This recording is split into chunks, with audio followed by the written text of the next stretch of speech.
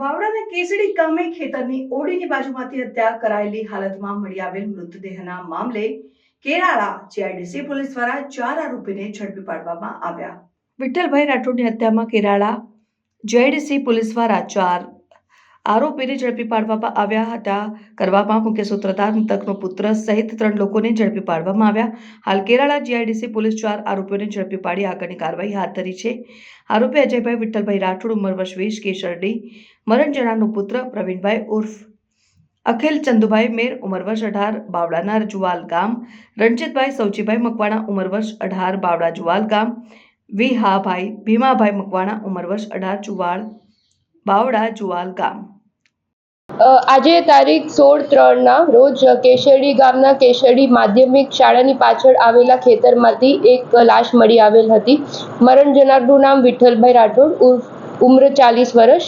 મરણ જનાર જે છે એમના માથાના પાછળના ભાગે કોઈ હથિયાર વડે ગંભીર ઈજા પહોંચાડવામાં આવેલ હતી.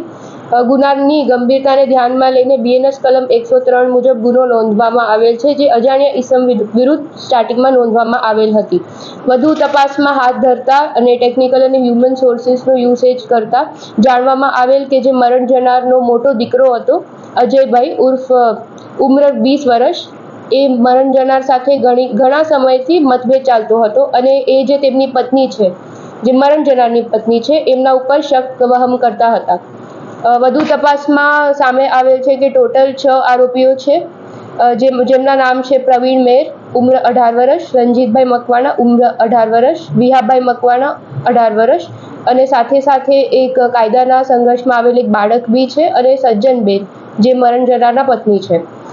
આ જે ગુના તપાસમાં આમ ખુલેલું છે કે પ્રવીણભાઈએ 1,20,000 રકમ નક્કી કરેલ હતી આ મર્ડર માટે અને આમાંથી 5 આરોપીને પકડી પાડેલ છે અત્યારે અને વધુ તપાસ માટે ચાલુ છે.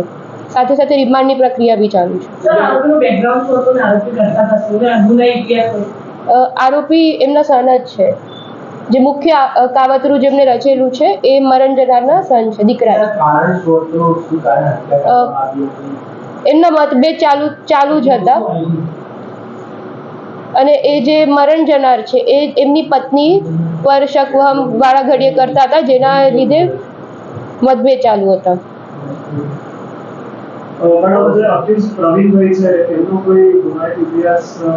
તપાસમાં છે.